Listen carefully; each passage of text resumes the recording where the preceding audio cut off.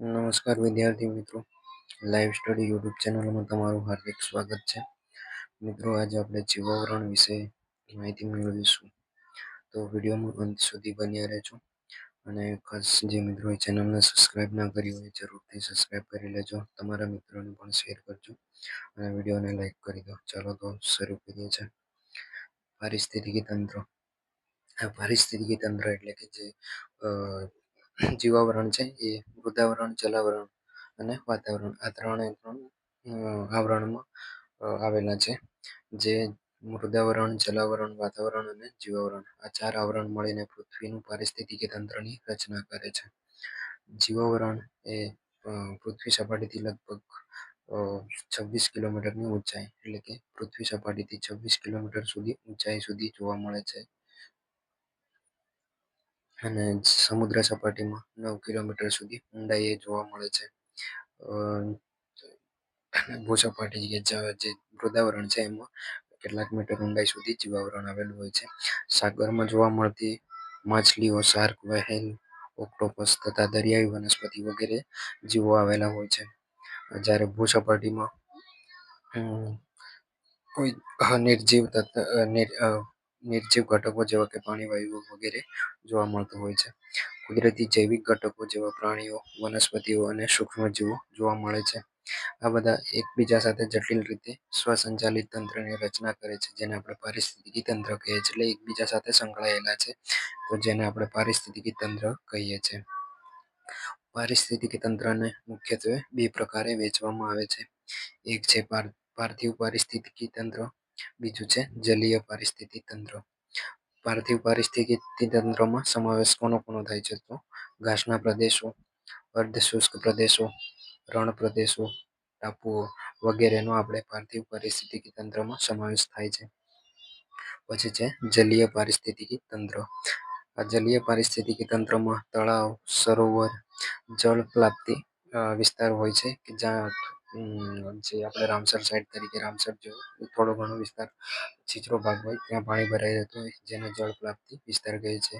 નદીઓ, નદીનો મુખ્ય પ્રદેશ, સમુદ્ર વગેરેને આપણે જલીય પારિસ્થિતિકી તંત્રમાં સમાવેશ કરીએ છીએ. પારિસ્થિતિકી તંત્રમાં ઉર્જાનો પ્રવાહ, એટલે કે જે પારિસ્થિતિકી તંત્ર છે જેમાં ઉર્જાનો પ્રવાહ કેવી રીતે થાય છે? તો દરેક પારિસ્થિતિકી તંત્રમાં ઘણી બધી એકબીજા પર સંબંધિત રચનાઓ હોય છે. એટલે કે જે પારિસ્થિતિકી તંત્ર છે એ એકબીજાને સંબંધિત રચનાઓ ધરાવતી હોય છે. જેમાં આપણે જળચક્ર, કાર્બન ચક્ર, ઓક્સિજન ચક્ર, નાઇટ્રોજન ચક્ર, ઉર્જા ચક્ર વગેરે પારિસ્થિતિકી તંત્રનું નિયમન કરે છે.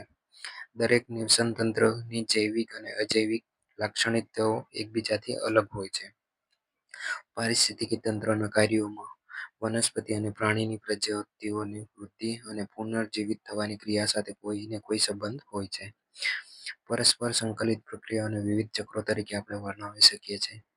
આ બધી પ્રક્રિયાઓ સૂર્યપ્રકાશમાંથી મળતી ઉર્જા પર આધારિત હોય છે. જે કંઈ પણ પ્રક્રિયા પારિસ્થિતિકી તંત્રમાં થાય છે એ બધી પ્રક્રિયાઓ સૂર્યપ્રકાશમાંથી જે ઉર્જા મળે છે તેના ઉપર આધારિત રાખતી હોય છે.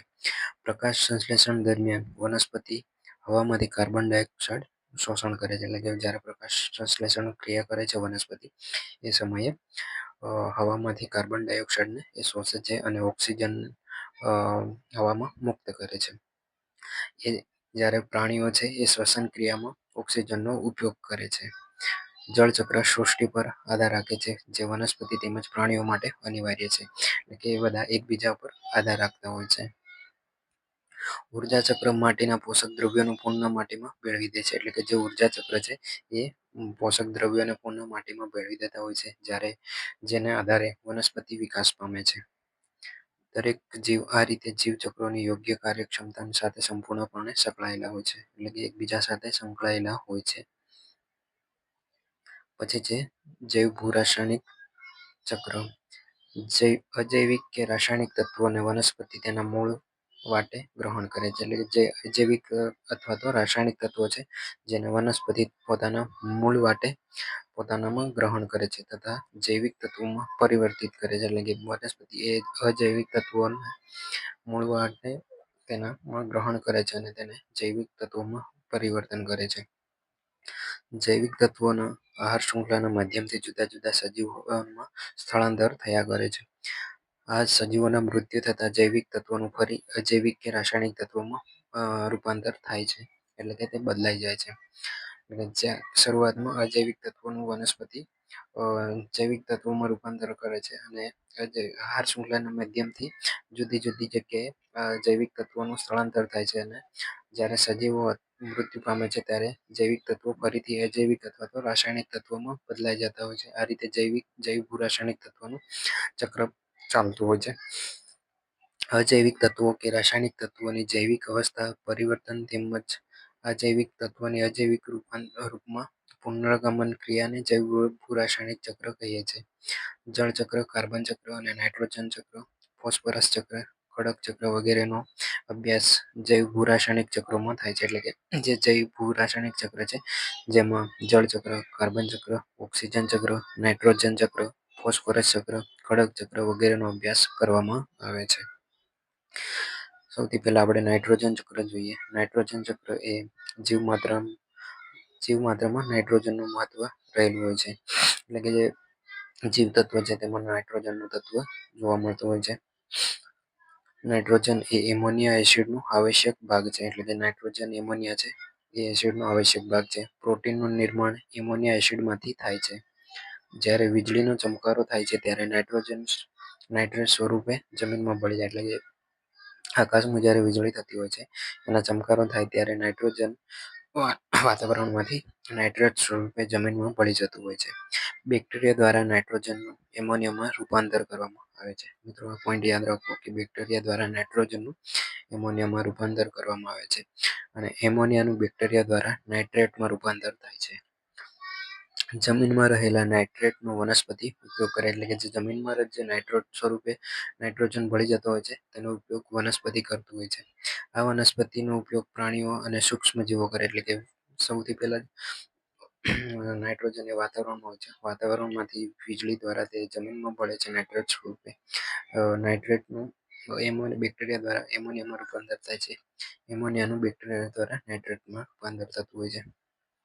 અને જમીનમાં જે નાઇટ્રેટ રહેલું હોય છે તેનો વનસ્પતિ ઉપયોગ કરે છે, અને વનસ્પતિનો ઉપયોગ પ્રાણીઓ અથવા તો સૂક્ષ્મજીવો કરે છે. જ્યારે આ પ્રાણીઓ મૃત્યુ પામે છે અથવા વનસ્પતિ પણ નાશ પામે છે ત્યારે તેનું વિઘટન થઈ તે પુનઃ જમીનમાં ભળી જતા હોય છે, અને જમીનમાં રહેલો કેટલોક નાઇટ્રોજન હવામાં પણ ભળતો હોય છે.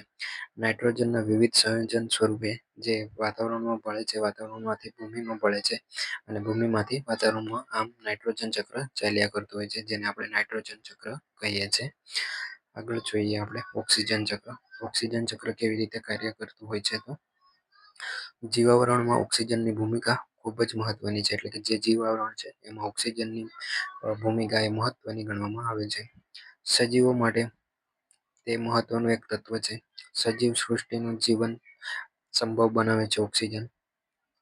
વનસ્પતિ અને પ્રાણીઓ શ્વસન ક્રિયા દરમિયાન હવામાંથી ઓક્સિજન લે છે. એટલે કે વનસ્પતિ અને પ્રાણીઓ શ્વસન ક્રિયા દરમિયાન હવામાં રહેલો ઓક્સિજન પોતે લે છે, અને કાર્બન ડાયોક્સાઇડ બહાર કાઢે છે. વનસ્પતિ તેમનો ખોરાક બનાવવાની પ્રક્રિયા દરમિયાન સૂર્યપ્રકાશની હાજરીમાં પ્રકાશ સંશ્લેષણ ક્રિયા થકી વાતાવરણમાં રહેલો જે કાર્બન ડાયોક્સાઇડનો છે તેનો ઉપયોગ કરીને વાતાવરણને ઓક્સિજન આપે છે. આ રીતે ઓક્સિજન સાથે કાર્બન ચક્ર જોડાયેલું છે. એટલે કે વનસ્પતિ છે એ સૂર્યપ્રકાશની હાજરીમાં વાતાવરણમાં રહેલો કાર્બન ડાયોક્સાઇડને CO2 પોતાના ખોરાક તરીકે ઉપયોગ કરે છે, અને ઓક્સિજન O2 મુક્ત કરે છે. આનો ઉપયોગ માનવી અથવા તો સજીવો કરે છે, અને સજીવો એ કાર્બન ડાયોક્સાઇડ પોતાની શ્વસન ક્રિયા દરમિયાન વાતાવરણમાં છૂટો પાડે છે. આ રીતે ઓક્સિજન ચક્ર ચાલતું હોય છે, અને ઓક્સિજન અને કાર્બન ચક્ર સાથે જોડાયેલું છે. કાર્બન ચક્ર જીવાવરણમાં કે પારિસ્થિતિક તંત્રમાં કાર્બન ઘન, પ્રવાહી કે વાયુ સ્વરૂપમાં જોવા મળતું હોય છે. કાર્બન ડાયોક્સાઇડ એટલે કે CO2, carbon hydrates, calcium carbonate તેમજ કાર્બનના રૂપમાં હોય છે. જીવાવરણમાં કાર્બનનું સ્થળાંતર ઉર્જાની સાથે થાય છે. એટલે કે કાર્બનનું સ્થળાંતર જીવાવરણમાં ઉર્જાની સાથે થતું હોય છે. મનુષ્ય તેમજ અન્ય જીવ શ્વસન ક્રિયા દરમિયાન ઓક્સિજનનું ગ્રહણ કરે છે અને કાર્બન ડાયોક્સાઇડને મુક્ત કરે છે. એટલે કે મનુષ્ય અથવા કોઈ બી અન્ય જીવ એ શ્વસન ક્રિયા દરમિયાન ઓક્સિજનને ગ્રહણ કરે છે અને કાર્બન ડાયોક્સાઇડ પોતાનામાંથી બહાર મુક્ત કરે છે. આ કાર્બન ડાયોક્સાઇડ વાતાવરણમાં ભળી જાય છે અને વનસ્પતિ એ વાતાવરણમાં રહેલો જે કાર્બન ડાયોક્સાઇડ છે એ પોતાનામાં ગ્રહણ કરીને કાર્બોહાઈડ્રેટ્સનું નિર્માણ કરતું હોય છે. નિર્જીવ વનસ્પતિ એટલે કે વનસ્પતિ જ્યારે પોતાનામાં કાર્બન ડાયોક્સાઇડનું ગ્રહણ કરે છે અને કાર્બોહાઈડ્રેટ્સનું નિર્માણ કરે છે. જ્યારે વનસ્પતિ નિર્જીવ અવસ્થામાં હોય છે ત્યારે વનસ્પતિનું વિઘટન થાય છે અને કાર્બન ડાયોક્સાઇડ ફરી વાતાવરણમાં ભળી જાય છે. આ જ રીતે અશ્મિભૂત બળતણ તરીકે કોલસો, પેટ્રોલિયમ વગેરે અને લાકડું સળગાવવાથી કાર્બન ડાયોક્સાઇડ ઉત્પન્ન થાય છે, જે વાતાવરણમાં ભળી જાય છે અને જુદી જુદી અવસ્થાઓમાં પ્રાપ્ત કરીને કાર્બન ચક્ર પૂર્ણ થાય છે. એટલે કે કાર્બન એ ઉર્જાની સાથે સાથે અલગ અલગ જગ્યાએ સ્થળાંતર પામતો હોય છે. પછી જોઈએ આપણે આહાર શૃંખલા, ફૂડ ચેન. જીવાવરણમાં જૈવિક અને અજૈવિક એમ બે પ્રકારના ઘટકો રહેલા હોય છે. પ્રત્યેક જીવકુળને ટકી રહેવા માટે ઉર્જાની જરૂર પડતી હોય છે. પોતાના શરીર તંત્રને જાળવી રાખવા માટે પણ કેટલાક પદાર્થોની તેને જરૂર પડતી હોય છે. પ્રત્યેક સજીવને નિશ્ચિત માત્રામાં ખોરાકની જરૂરિયાત પડતી હોય છે. એટલે કે દરેક સજીવને એક ચોક્કસ માત્રામાં ખોરાકની જરૂર હોય છે. જેમાં વનસ્પતિ સૂર્યપ્રકાશનો ઉપયોગ કરે છે. એટલે કે વનસ્પતિ એ સૂર્યપ્રકાશનો ઉપયોગ કરીને પોતાનો ખોરાક બનાવતો હોય છે. એટલે કે સૂર્યપ્રકાશની હાજરીમાં પ્રકાશ સંશ્લેષણની પ્રક્રિયાની મદદથી પોતાના માટે જરૂરી એવા કાર્બોહાઈડ્રેટ્સનું ઉત્પન્ન કરે છે. એટલે કે વનસ્પતિ એ સૂર્યપ્રકાશની હાજરીમાં કાર્બન ડાયોક્સાઇડ વાતાવરણમાં રહેલો જે કાર્બન ડાયોક્સાઇડ છે એનો ઉપયોગ કરીને ખોરાક પણ તૈયાર કરે છે, કાર્બોહાઈડ્રેટ્સ. વનસ્પતિ સૂર્યપ્રકાશમાંથી સર્વપ્રથમ ઉર્જાનું ઉત્પાદન કરે છે. વનસ્પતિને પ્રાથમિક અથવા સ્વ ઉત્પાદક કહે છે. એટલે કે વનસ્પતિ છે જેને આપણે પ્રાથમિક ઉત્પાદક અથવા તો સ્વ ઉત્પાદક તરીકે ઓળખીએ છીએ. સમગ્ર વનસ્પતિ સૃષ્ટિ પોતે જ ઉત્પન્ન કરેલી ઉર્જા ઉપર નભે છે. એટલે કે વનસ્પતિ એ પોતે ઉત્પન્ન કરેલી ઉર્જા ઉપર નભે છે. એટલે તેને સ્વ ઉત્પાદક તરીકે પણ ઓળખવામાં આવે છે. કેટલાક જંતુઓ તથા પ્રાણીઓ ખોરાક તરીકે વનસ્પતિનો ઉપયોગ કરતા હોય છે. એટલે કે કેટલાક જીવજંતુ અથવા પ્રાણીઓ એ ખોરાક તરીકે વનસ્પતિનો ઉપયોગ કરતા હોય છે, પરંતુ તેઓ આવા કેટલાક જે સજીવો છે એ પોતે ખોરાક ઉત્પન્ન કરી શકતા નથી, તેથી તેઓ વનસ્પતિ ઉપર નભતા હોય છે. અન્ય ઘટક દ્વારા ઉત્પન્ન કરવામાં આવેલા ખોરાક ઉપર આવા પ્રાણીઓ નભે છે. એટલે કે અન્ય ઘટક દ્વારા જે ઉત્પન્ન કરવામાં આવેલા ખોરાક ઉપર આ પ્રાણીઓ નભતા હોય છે. વનસ્પતિમાંથી ઉત્પન્ન થયેલી ઉર્જા પ્રાણીઓ ઉપયોગ કરે છે. એટલે કે વનસ્પતિમાંથી જે ઉર્જા ઉત્પન્ન થાય છે એનો ઉપયોગ પ્રાણીઓ કરે છે. એ રીતે ઉર્જાનું સ્વરૂપ બદલાય છે. વનસ્પતિનો આહાર તરીકે ઉપયોગ કરતા પ્રાણીઓને આપણે તૃણાહારી પ્રાણીઓ કહીએ છીએ.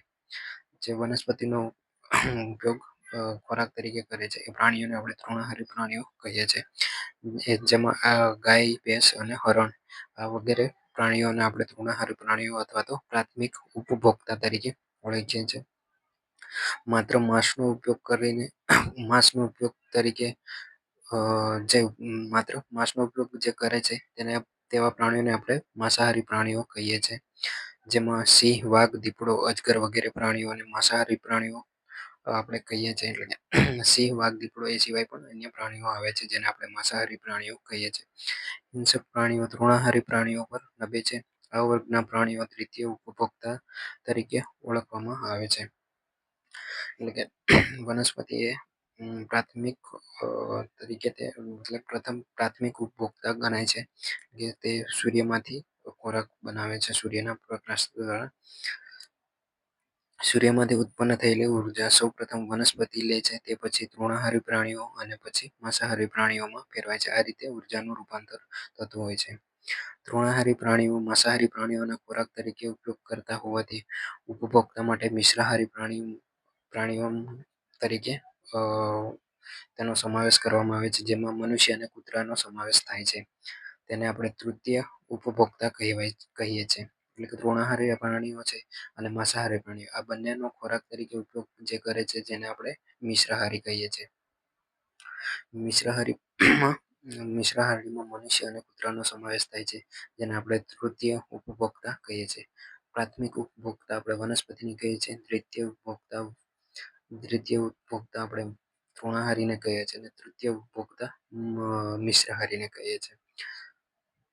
જે પ્રાણીઓ વનસ્પતિ તેમજ મૃત પ્રાણીઓના અવશેષો, સડી ગયેલા ખોરાક વગેરેનો ઉપર જીવે છે, એટલે કે જે પ્રાણીઓ અથવા જે જે સજીવો છે એ પ્રાણીઓ, વનસ્પતિ તેમજ મૃત પ્રાણીઓના અવશેષો અથવા સડી ગયેલા ખોરાક ઉપર જીવે છે એવા સજીવોને આપણે વિઘટો કહીએ છીએ.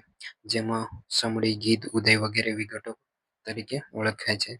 સૌર ઉર્જાનું તૃણાહારી પ્રાણીઓમાં, માંસાહારી પ્રાણીઓમાં વિઘટો એ શૃંખલામાં રૂપાંતર થયા કરે છે. તેને આહાર શૃંખલા કહીએ છીએ.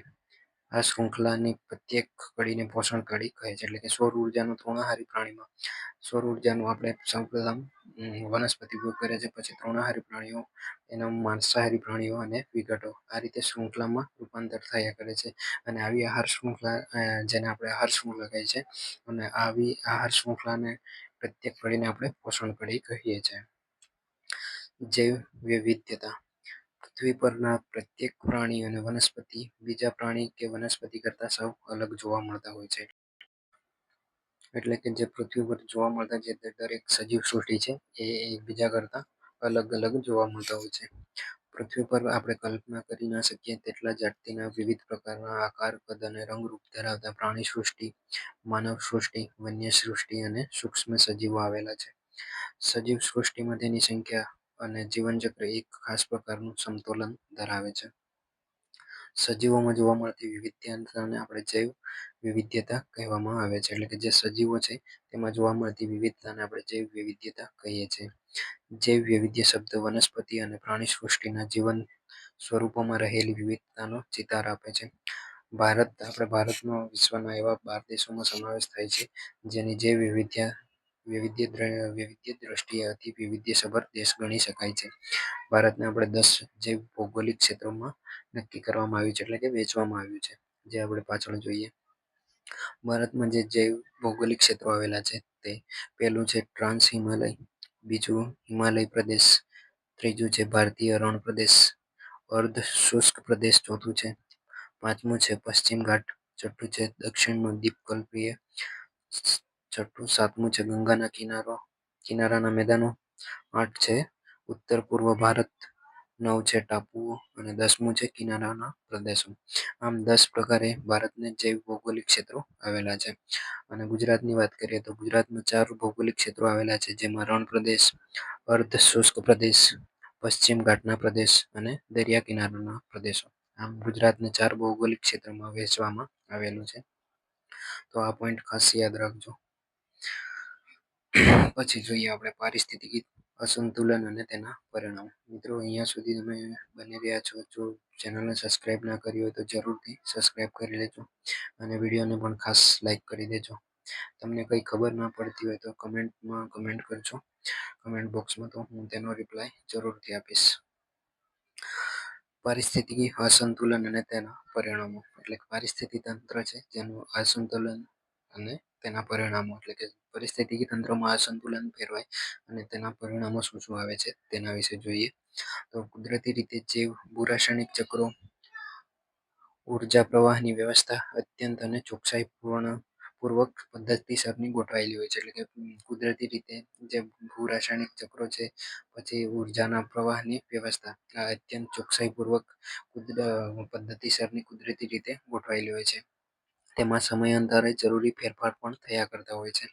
કોઈ પણ સજીવ કુદરતની આ અવસ્થાને અનુરૂપ જીવન જીવતું હોય છે. એટલે કે કોઈ પણ સજીવ હોય છે, જીવસૃષ્ટિ, એ કુદરતના જે અવસ્થા પ્રમાણે અનુરૂપ આવતી હોય એ પ્રમાણે જીવન જીવતું હોય છે. તેમાં ભૌતિક કે જૈવિક પરિબળો પર સીધો હસ્તક્ષેપ કરી શકતો નથી. સજીવ એ તેને ભૌતિક કે જૈવિક પરિબળો પર સીધો હસ્તક્ષેપ કરી શકતો નથી. પરંતુ માનવી એક એવો માણસ છે જે તેની વિચાર શક્તિનો ઉપયોગ કરીને પ્રતિકૂળ કહી શકાય તેવા પ્રદેશોમાં વસવાટ, ખનન, ઉદ્યોગો, પરિવહન માર્ગો વગેરે સ્થાપી શક્યો છે. આ માનવી જે એક આપણે એવો છે કે તેમાં ખલેલ પહોંચાડતો હોય છે. આમ કરવા જતાં કુદરતી ચક્રો પર માનવીનો સીધો હસ્તક્ષેપ કરી રહ્યો છે. એટલે કે માનવીએ કુદરતી ચક્રો પર સીધો હસ્તક્ષેપ કરી રહ્યો છે. માનવીએ પનામા નહેરની રચના કરી સમુદ્રના નિવસન તંત્રને નુકસાન કર્યું છે. એટલે કે માનવી દ્વારા જે પનામા નહેર બનાવવામાં આવી એ એના દ્વારા જે સમુદ્રનું નિવસન તંત્ર છે તેને નુકસાન કર્યું છે. એવી જ રીતે શારજહામાં ક્રિકેટનું મેદાન બનાવી અને રણ પ્રદેશને નિવસન તંત્રને પણ માનવીએ અસર પહોંચાડી છે. વસ્તી વિસ્ફોટ થવાથી માનવીની જરૂરિયાતો વધતી જાય છે, એટલે કે વસ્તીનો વિસ્ફોટ થવાથી માનવીની જરૂરિયાતો વધતી જ રહેવાની છે. માનવી પ્રૌદ્યોગિક ક્ષેત્રે કરેલી પ્રગતિનો ઉપયોગ કરી પોતાના રહેણાંક અને ઔદ્યોગિક વિસ્તારોનું વિસ્તરણ કરતો જ જાય છે.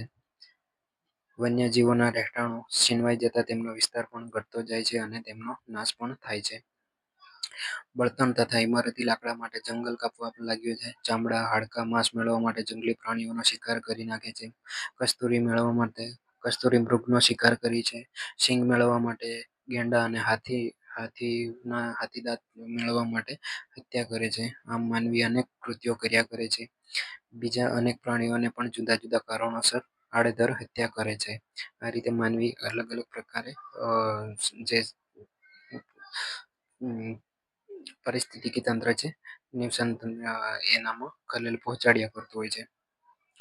જે ચરિયાણું ક્ષેત્રો હોય છે તેનો બેફામ ઉપયોગ કરવાથી તૃણાહારી પ્રાણીઓ તેમના પર નભતા હોય છે તથા માંસાહારી પ્રાણીઓના વન્યજીવોની વિવિધતા તથા વિપુલતા ઘટતી જાય છે. સામાન્ય રીતે કુદરતી ક્રમોમાં ફેરફાર પામતા પર્યાવરણને સાથે અનુકૂળ સાધવાની ક્ષમતા દરેક સજીવ ધરાવે છે, પરંતુ ખૂબ જ ઝડપી અને બિનકુદરતી રીતે એટલે કે માનવ નિર્મિત જે ઝડપી ફેરફારો થાય છે, પલટાતા પર્યાવરણમાં વન્યજીવો અનુકૂલન સાધી શકતા નથી, માટે નાશ પામે છે. એટલે કે માનવી એક એવું જીવ છે કે જે બધી જ જગ્યાએ ખલેલ પહોંચાડ્યા કરતું હોય છે, જેના કારણે પારિસ્થિતિકી તંત્રમાં અસંતુલનતા ખોરવાય છે.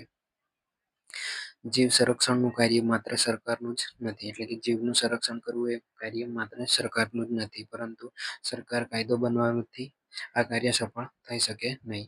આ માટે વન્યજીવ અને પ્રકૃતિ પ્રેમીઓની મંડળની રચના કરવી, યોગ્ય સ્થાને માર્ગદર્શન તેમજ પ્રોત્સાહન મળી રહે તે માટે મંડળોની રચના કરવી અને તેનો ઉપયોગ નીવડે એવા પ્રયત્નો કરવા. આપણા દેશમાં આવા અનેક મંડળો, સંસ્થાઓ અને વન્યજીવો માટે કામ કરી રહી છે. આવા કાર્ય કરતી સંસ્થાઓને સરકારી તેમજ બિનસરકારી મદદ પણ મળી રહેતી હોય છે. જૈવ વિવિધ્યનું જતન કે જૈવ વિવિધ્યનું જતન કેવી રીતે કરવું? તો જૈવ વિવિધ્ય જ માનવીનું જીવન સમૃદ્ધ બનાવી શકે છે. જૈવ વિવિધ્ય છે જે માનવીનું જીવન સમૃદ્ધ બનાવી શકે છે. આપણી પૃથ્વી જૈવિક વિવિધતાના રક્ષણ માટે સૂક્ષ્મ જીવો, વનસ્પતિ અને પ્રાણી સમુદાયના પર્યાવરણની સમજ તેમજ કેળવણી એ સૌથી મોટું મહત્વનું છે. તમામ નિવસન તંત્રનો ઉપર જૈવિક વિવિધતાને ફક્ત એક સજીવ જાતિના કારણે જોખમમાં મુકાયેલી છે, તે માનવી. એટલે કે સમગ્ર જે નિવસન તંત્ર છે એ જોખમમાં મુકાયેલી છે, તેનું મુખ્ય કારણ છે માનવી. જૈવ વિવિધ્યનું અસ્તિત્વ અનેક પ્રકારે સ્વસ્તરે વંશીય પ્રજાતિ વિક્ષેપ રહિત નિવસન તંત્ર તરીકે સ્વસ્થાને જ સંરક્ષિત રાખી શકાય છે. માટે અરણ્ય ક્ષેત્રોમાં એક પર્યાપ્ત ભાગ સંરક્ષિત ક્ષેત્ર તરીકે અલગ કરવો એ સૌથી સુચારુ ઉપાય છે. જૈવ વિવિધતાનું જતન કરવા માટેના પગલાં, એટલે કે જૈવ વિવિધતાનું જતન કરવા માટે કયા કયા પગલાં લઈ શકાય? તો એમાં છે સ્થાનિક પ્રજાતિના વૃક્ષો ઉગાડી તેમનું સંવર્ધન કરવું, એટલે કે સ્થાનિક જે પ્રદેશોમાં સ્થાનિક વૃક્ષો જોવા મળતા હોય છે એ પ્રકારના વૃક્ષો વાવીને વૃક્ષો ઉગાડીને સંવર્ધન કરવું, જેથી સ્થાનિક જીવસૃષ્ટિ જેમાં પક્ષી કે પતંગિયા કે જીવાતોની સંખ્યામાં ઉમેરો થાય. સ્થાનિક શાકભાજી ઉગાડી તેમાં ફળો સ્થાનિક ઉત્પાદકોને પ્રોત્સાહન આપવું. સ્થાનિક જૈવ વિવિધતા પ્રત્યે જાગૃતિ આપવી, એ માટે સમિતિ કે મંડળોની રચના કરવી. પ્રાણીઓ શરીરમાંથી બનતી ચીજવસ્તુનો ઉપયોગ બને ત્યાં સુધી ટાળવી, એટલે કે જે પ્રાણીના શરીરમાંથી ચીજવસ્તુઓ બને છે તેનો ઉપયોગ આપણે ટાળવો. પવન ઉર્જા, સૂર્ય ઉર્જા જેવી પુનઃપ્રાપ્ય ઉર્જાનો ઉપયોગ કરીને પ્રોત્સાહન આપવું, એટલે કે પવન ઉર્જા, સૂર્ય ઉર્જા જેવી પુનઃપ્રાપ્ય ઉર્જા છે તેનો ઉપયોગ કરીને પણ આપણે જૈવ વિવિધતાનું જતન કરી શકીએ છીએ. શાળા કક્ષાએ ઇકો ક્લબની સ્થાપના કરવી. નજીકના વન વિભાગ કે જૈવ વિવિધ્ય પર કામ કરતી સંસ્થાઓ, વનચેતના કેન્દ્રોની મુલાકાત લેવી તેમજ આ સંસ્થા સાથે જોડાઈને વિવિધ પ્રવૃત્તિઓ કરી સહભાગી બનવું. આ રીતે આપણે જૈવ વિવિધતાની જતન માટેના પગલાં લઈ શકીએ છીએ. તો તમે પણ મિત્રો બને તો આના પર કાર્ય કરજો, તો જૈવ વિવિધતાનું પારિસ્થિતિકી તંત્રનું જે પારિસ્થિતિકી તંત્ર છે એ જળવાઈ રહે. પારિસ્થિતિકી તંત્રનો અહીંયા માહિતી સમાપ્ત થાય છે. અહીંયા સુધી બની રહ્યા તે બદલ તમારો ખૂબ ખૂબ આભાર. અને ખાસ ચેનલને સબસ્ક્રાઈબ ન કરી હોય તો જરૂરથી સબસ્ક્રાઈબ કરી લેજો. વિડીયોને પણ લાઈક કરી દેજો. ચાલો તો મળીએ છીએ નવા વિડીયોમાં નવા ટોપિક સાથે. જય હિન્દ, જય ભારત.